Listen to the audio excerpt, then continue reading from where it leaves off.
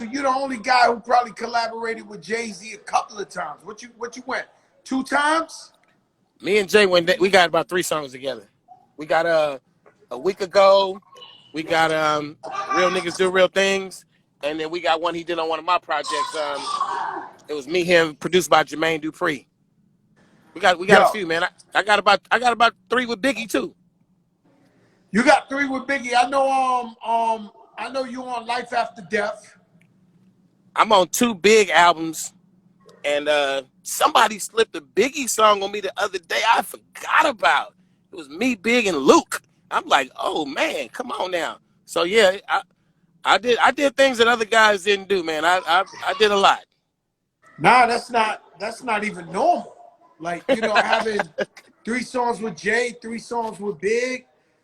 And bigger than that though, man, they called me, man. Jay called me and said, man, I need you to come to the studio and do this. It was just a week ago. When we did the first song, me and Jay-Z, it was Real Niggas. He really had made that song for Scarface. And he had a version where he said, something about me and Scarface or something. And when I don't know why Face didn't do the song, but when I did my part, he changed that to me and Short. So, that was opportunities knocking, man. And then Big requested me to be on The World Is Filled with Pimps and Hoes. And I got the call from Puff Daddy. He said, hey man, Big wants you to get on the song. I'm like, I jumped on the airplane and flew to I swear when we was doing The World Is Filled, I feel like, man, either you was at Daddy's house or we came across you that day, something like we was. Yeah, but I was at Daddy's house a lot, and me and Big was working on an album together. Mm-hmm. Right, but this more about Too Short. But we had recorded records together. We worked on an album together. So Big, you did that, and then here you are. You from the Pac hood. Mm-hmm. What was like? Cause Too Short, I know you knew Pac. Like, yeah. What was Pac like, man? Well, you talk to a lot of people, from the Bay, from the West Coast, and people that was really close in Pac's life, and you heard all the stories, but it's a little different with me, man. I'm literally Tupac's big homie. I'm E-40's big homie. Like I'm older than them dudes. I got in the game before them dudes. I made it big before them dudes. So I was looking back at some old footage of one of my concerts that got filmed. And that night, Shock G from Digital Underground, he was doing me a favor and playing the behind the scenes host of my DVD I was making at the time. And Shock was going around interviewing people in the party. And I looked back at it years later, and Tupac was just like this little homie behind Shock G. Like he wasn't even out in the front yet. He was just like the little homie. And I'm like, damn, Tupac was around us way back then. So it's always been close. It's just the dynamic of our relationship. We did a couple songs together.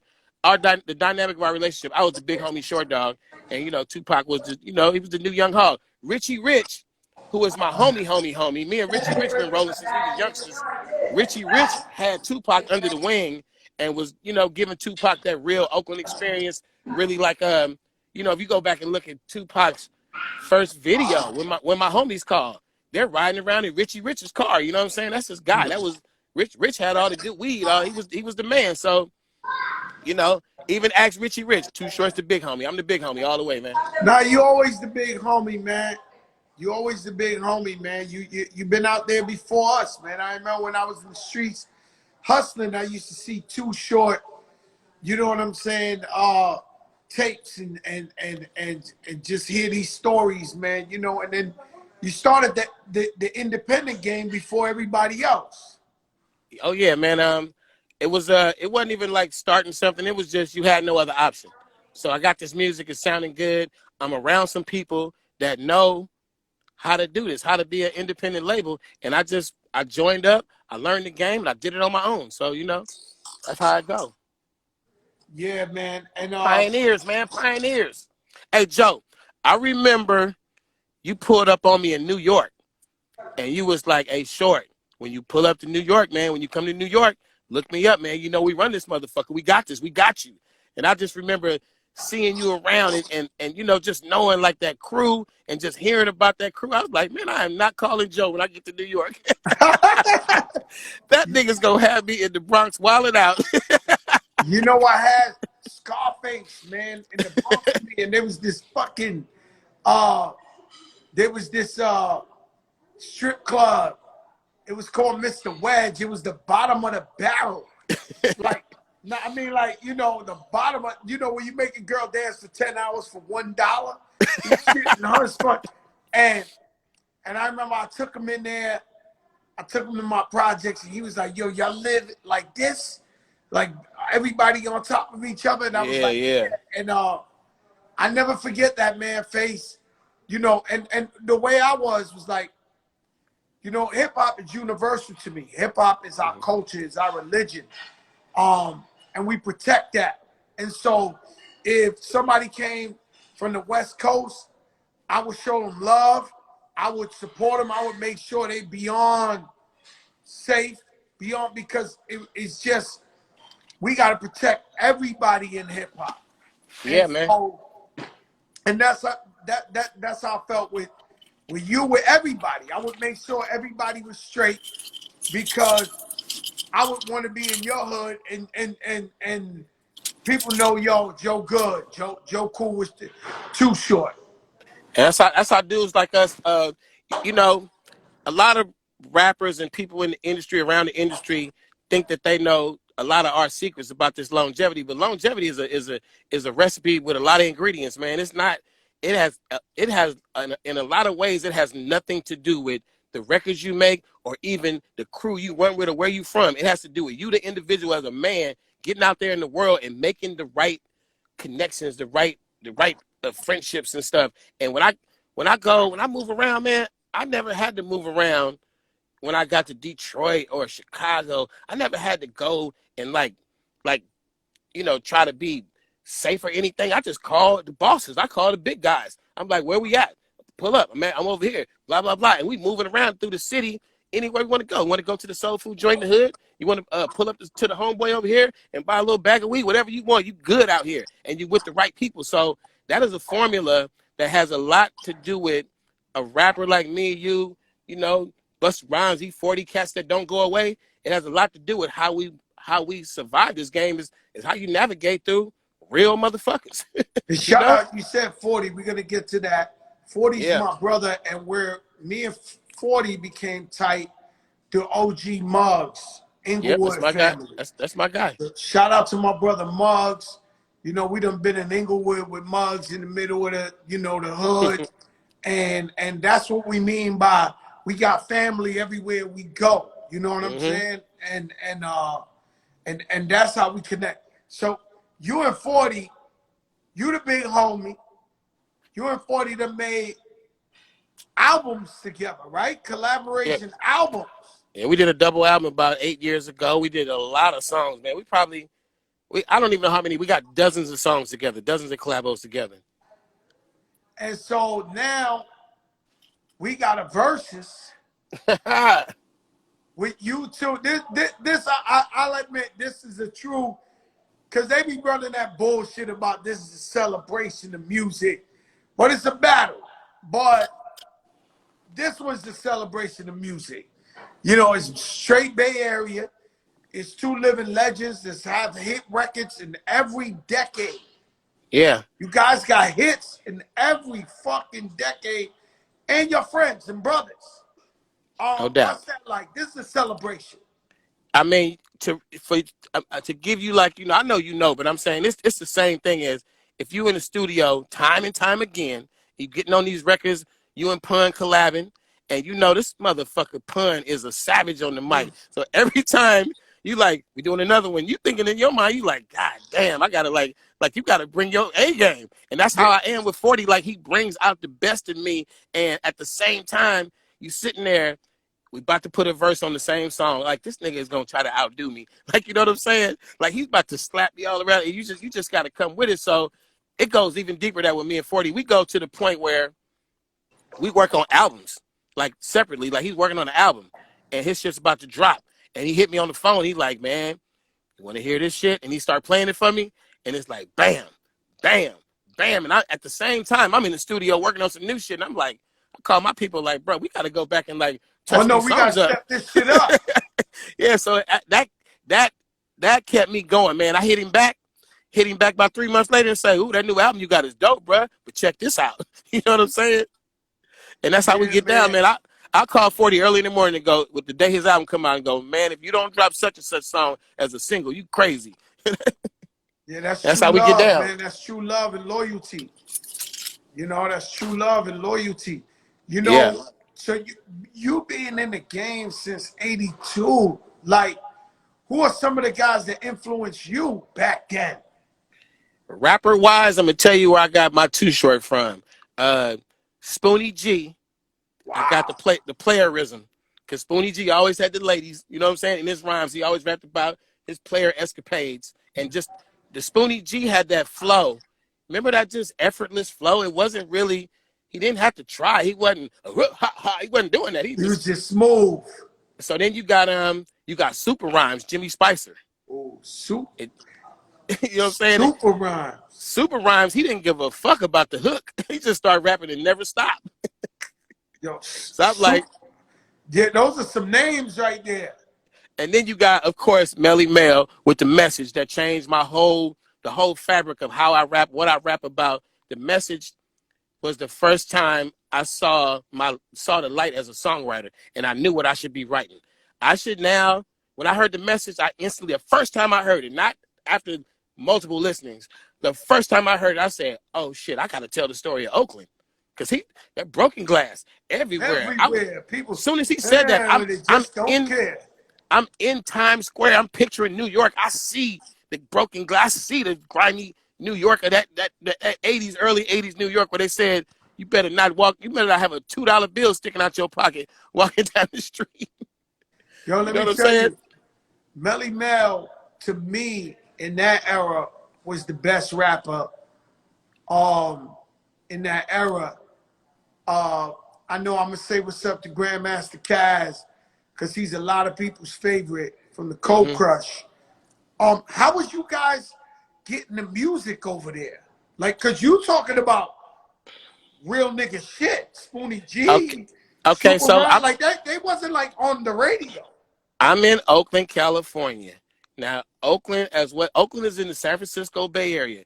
Oakland is a little city of only like under 500,000 population, but the Bay Area is millions. The Bay Area might be 7 million or something. So it's a big area. And we've always been on the top of the list, you know, top 5, top 7 of consumers of everything in America, hip hop included. Always.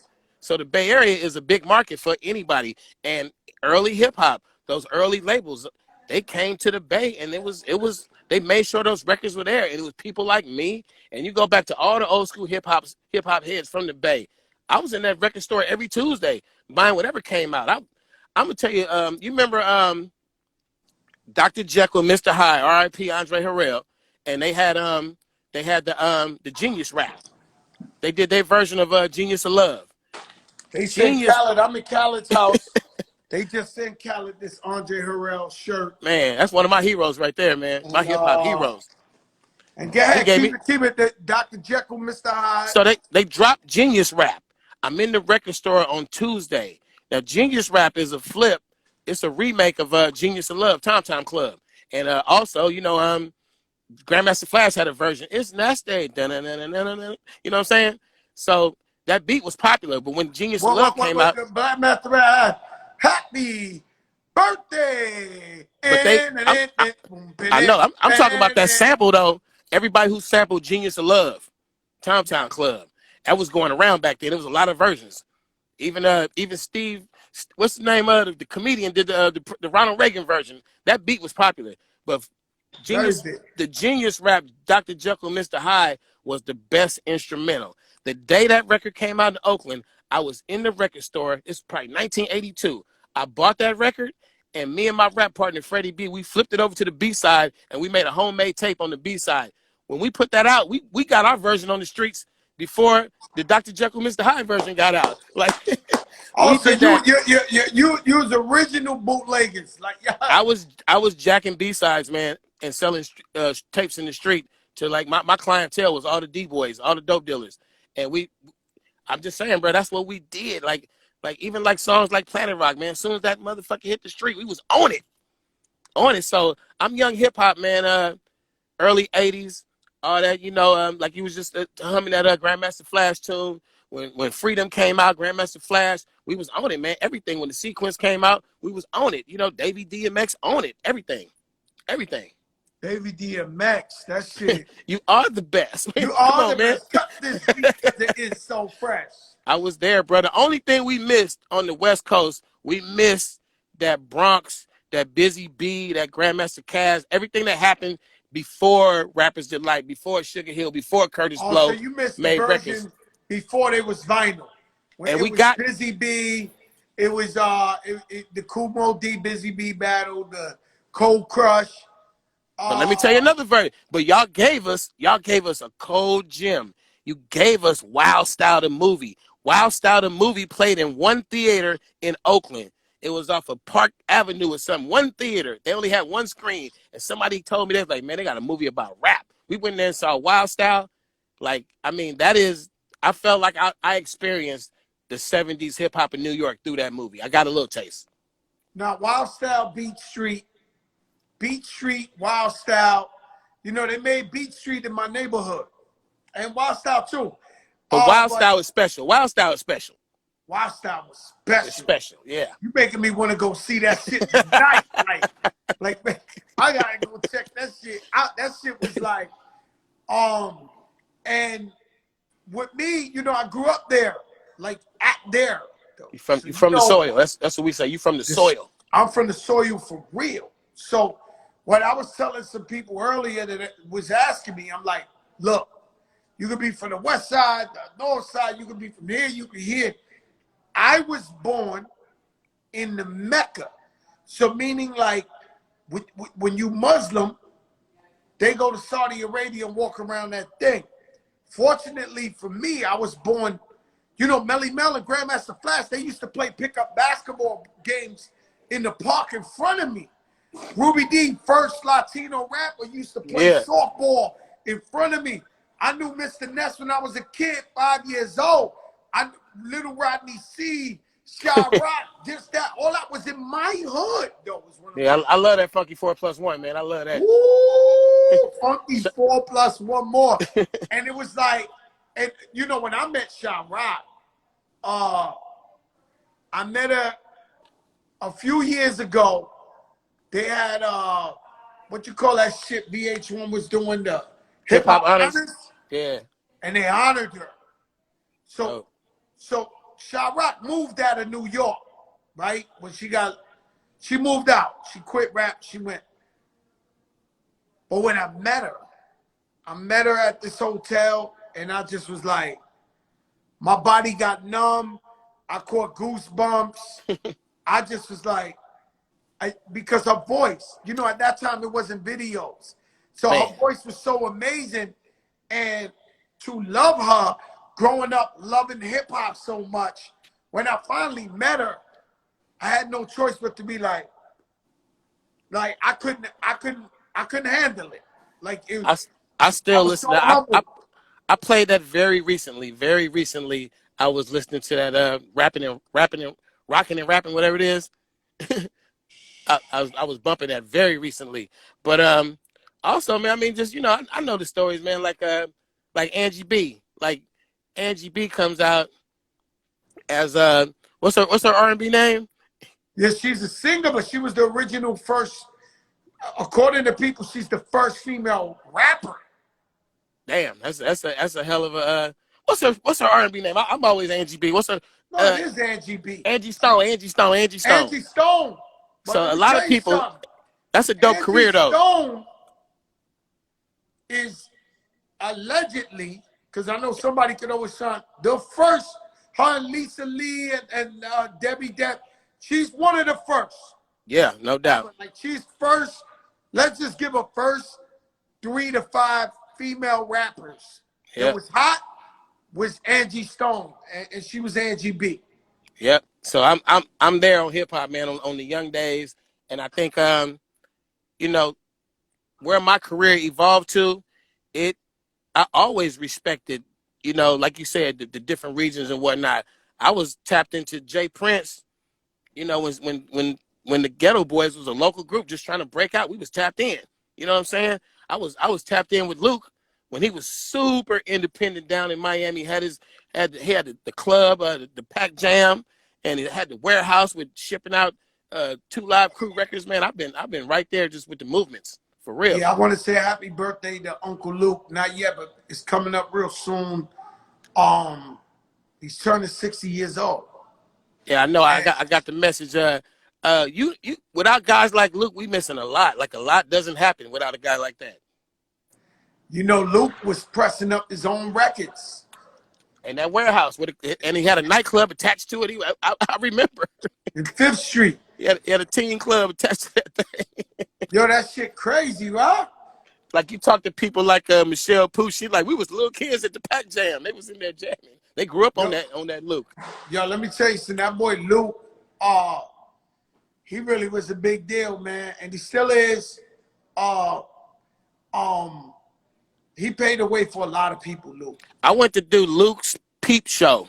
He used to do that show, and we had some. I did Luke's Peep Show like about 3 times, but we in Miami, and we had some place.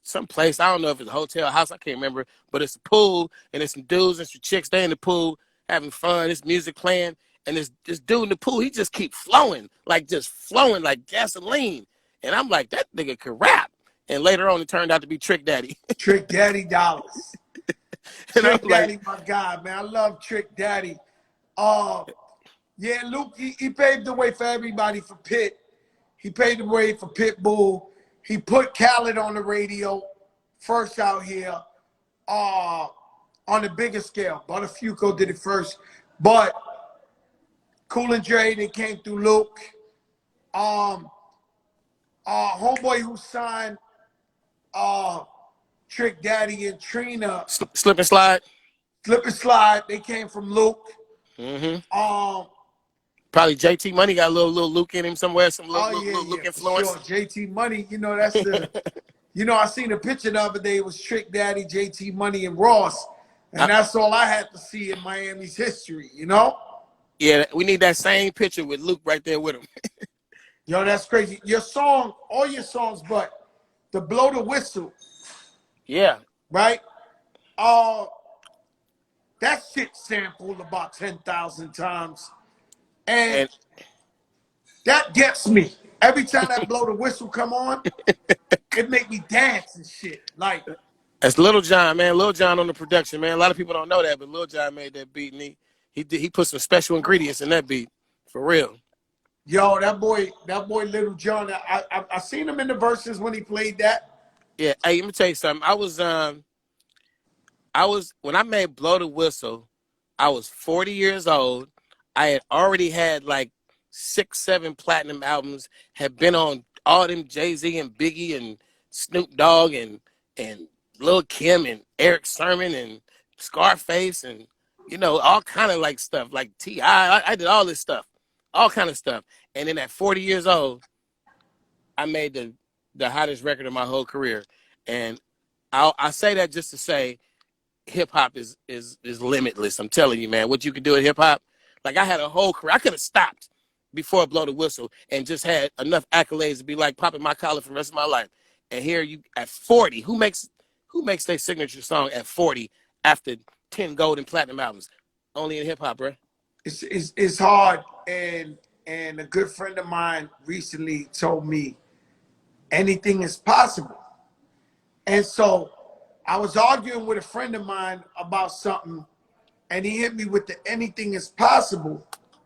And that motherfucker broke down the wall in the argument because I got to be honest. Anything is possible.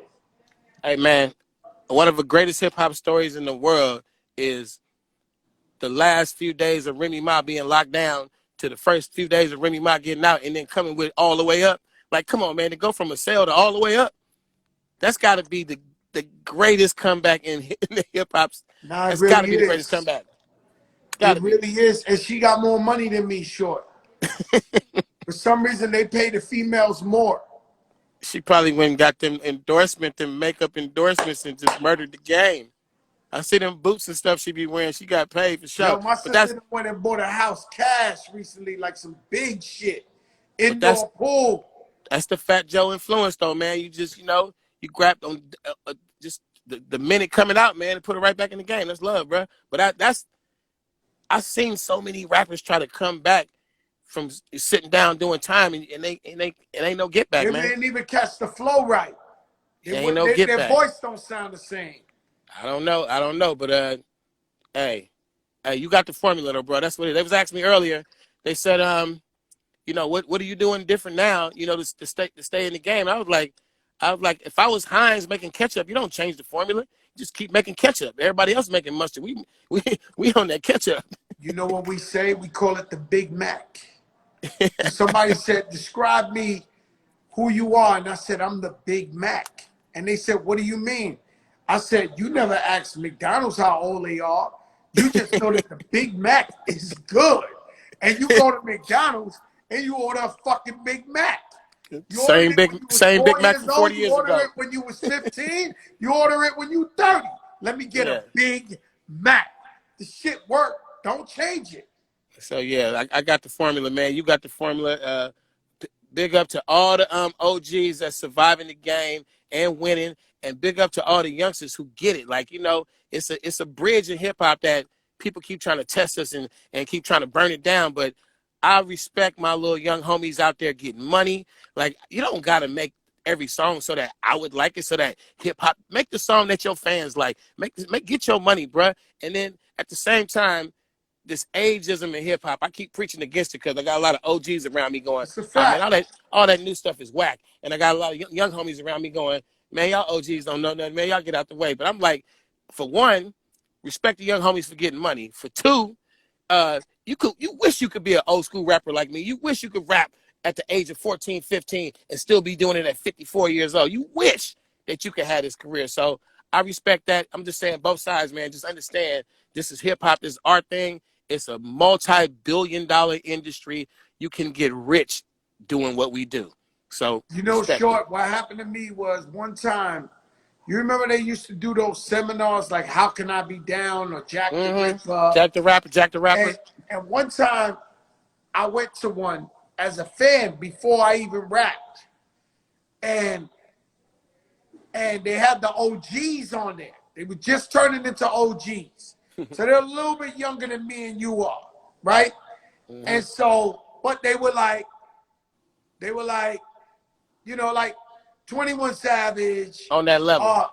Travis Scott, all of this is their time. Fat Joe's the OG now. You understand what I'm saying? Yeah. So they were the OGs, but they were the legends. I can't tell you who because I don't want to disrespect, but the biggest you could think of. And I heard somebody in the audience say, yo, such and such, what do you think about the leaders of the new school? Right? That's when leaders in the new school first came out. Busta Rhymes, And yeah. I heard the Busta Rhymes in them, and I heard one of the OGs say, y'all don't know what these young niggas is doing, man. That shit whack to me. I don't know this. It hurt my heart. Because I looked at him and what I said, and I love him to this day, the person who said it. And I worship him. But I remember the first thing I said was, yo, these old niggas is mad. That's what I said sitting in the chair. I was about 17, 18. And I was like, yo, these old niggas is mad, man. And get mad. So I always told myself when I got in the game, don't never disrespect these young kids because you was like that before too. And don't sound like the old hating ass nigga. Big them up. Any kid that's out here working ain't sticking your mother or your aunt up at the gas station. And you can't underestimate that ladder of success, that ladder you climb on the way up. Nobody stays at any level at all times. You go up, down, medium, you know what I'm saying? And man, I tell you, I've been in this game long enough to see scrubs in the mailroom become top-notch executives, to see dudes peddling demos to become mega platinum stars. I seen it all, man. I dealt with cats, man. I respect, like I'm gonna tell you a lot. There's a lot of stories like this, but like a cat like David Banner coming up to Atlanta. I'm in Atlanta at the time. David Banner pull up. He promoting himself. He out there. You know, he a young dude. I see his hustle, and I go, I like young homies hustle, man. I do a record with him. No charge. I'm platinum, multi-platinum. I do a record with him, just a homie. I just like this swag. Later on, he becomes David Banner, and David Banner got some dope production. He always goes, short dog, man, I got you, man. You fucked with me when nobody fucked with me. I got you. Same thing Well, with T.I. that's the whole Drake, Rick Ross, Yeah. thing. Like, you know, Rick Ross is the only guy who can get Drake on any song in the universe. In fact, Drake sends him songs. Like when Rick for the Ross is love. fake retired, Drake can send him 2 new ones. Like, yo, get on it, bro. Because Rick Ross embraced him when he was coming up in the game and he wasn't big yet, and showed him love while he was on fire. And Drake never forgot that. So yeah, man, don't forget that part of the game, man. I see a lot of cats get to that level of success and just shit on the little people. I'm like, bro, you can't talk bad to dude bringing the water to your room. Just show him a little, you know, you don't know what this brother do behind the scenes. You don't know who he roll with. You don't know who he about to be. You know what I'm saying?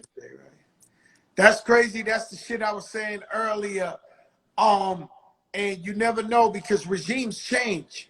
So that guy in the mail room, the guy in the cubicle, don't walk past them like they ain't nobody. You never know when they the next big one to go. And they turn around and be like, yo, Fat Joe, you showed me love when I wasn't nobody. Or Fat Joe, guess what? One time when I was interning in the studio, you bought Taco Bell for everybody. Or you bought some Popeyes for everybody. They appreciate that shit right there.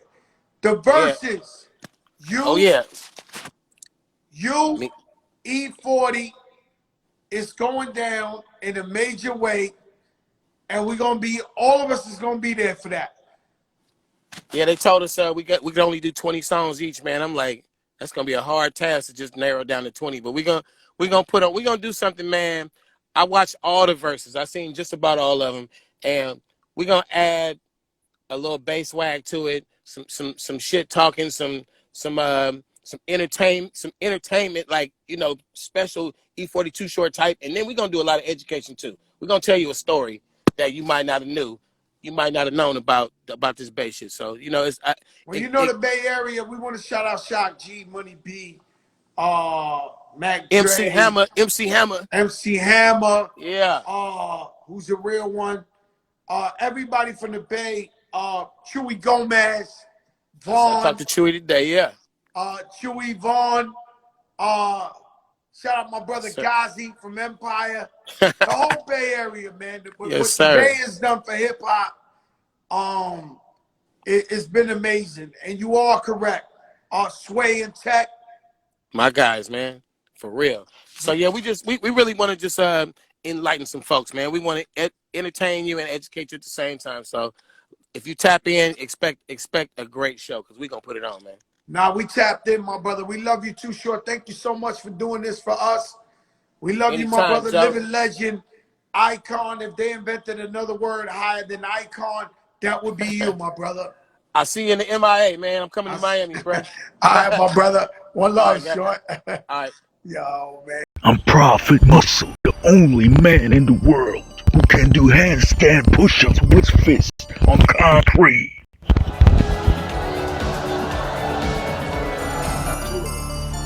I got trained by Roger Mayweather, Crazy Temple next. I'm the son of Roger Mayweather. Roger, tell these motherfuckers subscribe to the Prophet channel. Prophet Muscle. Subscribe for more, bro.